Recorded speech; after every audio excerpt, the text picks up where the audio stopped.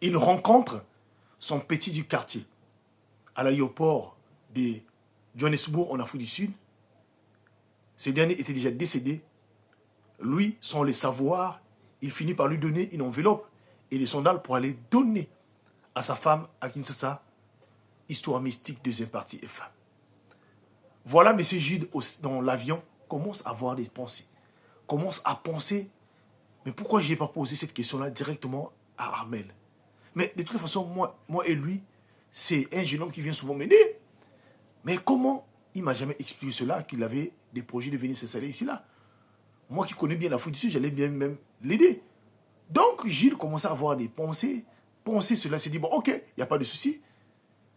Alors, dans sa tête, il avait un seul objectif. C'est que l'avion puisse atterrir et qu'il puisse aller voir sa femme et ses enfants.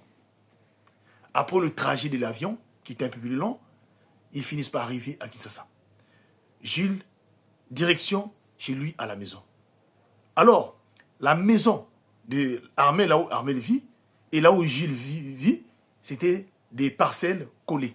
Quand Jules arrive donc dans le quartier, décide d'abord de rentrer d'abord chez lui afin de se reposer et il pouvait aller un peu plus tard chez Armel pour aller déposer le colis auprès de sa femme. Quand Gilles rentre avec ses valises, donc il prend ses valises, dépose là, il faisait tellement chaud, il décide donc d'aller prendre une douche. Il va, il se lave, très fatigué, il finit, il mange, il vient s'asseoir sur ses fauteuils. Et c'est là où il demande à sa femme, est-ce que tu peux voir, s'il te plaît, chérie, me pousser les valises là. Donc il prend ses valises, il ouvre à l'intérieur, c'était des colis, des choses qu'il avait emmenées, et une enveloppe, plus les sandales qui étaient là. C'est là où M. Gilles commence donc à raconter à sa femme que tu ne vas pas croire. Qui j'ai rencontré à l'aéroport de Johannesburg, même moi-même, ça m'a dépassé. Sa femme lui dit, mais il s'agit de qui? Il dit non.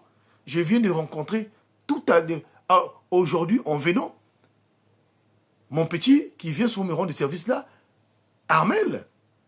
C'est lui-même qui m'a appelé à Johannesburg. Et c'est lui qui m'a donné ces colis que tu vois là, l'enveloppe là, et les sandales là, pour aller donner à sa femme. Et que je puisse dire à sa femme, il sera de retour la fin de l'année. Moi-même, ça m'a dépassé. Je me suis dit, bah, comment il était au courant? Il savait qu'il venait en Afrique du Sud. Il ne pouvait pas me le dire.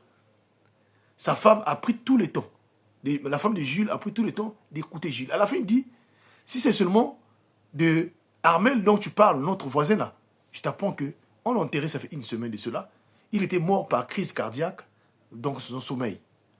Mais M. Jules ne pouvait pas croire. Voilà comment le deux décide donc, ce jour-là, le soir-là, d'aller voir la femme du défunt Armel. Arrivé chez eux là-bas, ils vont rencontrer la femme du défunt Armel, assise, mais tout en noir, habillée tout en noir. Et là, M. Jules pose la question que, vraiment, est-ce que c'est vrai ce qu'on m'a raconté, que Armel était décédé enterré? Sa femme dit, vraiment oui. C'est là où Jules dit, mais je l'ai rencontré aujourd'hui à Johannesburg, en Afrique du Sud. Voici l'enveloppe et les sandales qu'il m'a donné de venir vous donner. Sa femme ne voulait pas poser, dit, c'est archi faux dit, moi je l'ai rencontré. Voilà. Donc, voici ce qu'il m'a dit. Même moi-même, jusqu'à là, je n'arrive pas à comprendre qu'est-ce qui s'est passé. La femme de Armel s'est mise à pleurer là. Pleurer, pleurer, pleurer. En disant que mon mari, si tu te retrouves de l'autre côté, est-ce que tu m'entends? Tu ne peux pas revenir. Les enfants. Donc, la femme commençait à beaucoup parler. Gilles a pris donc les colis, l'a déposé avec sa femme. Les deux se sont retournés chez eux. Et cette histoire-là les a tourmentés depuis lors qu'ils ont vécu cela. Aujourd'hui, ils ont décidé de raconter cela afin de dire aux gens que nous sommes dans un monde, là où il y a plusieurs mondes. Surtout, alors, les personnes parfois nous fréquentons, certaines d'autres n'existent pas. Priez sans cesse et surtout ne pas oublier que le monde ici-bas est un monde là où il y a plusieurs mondes. Merci.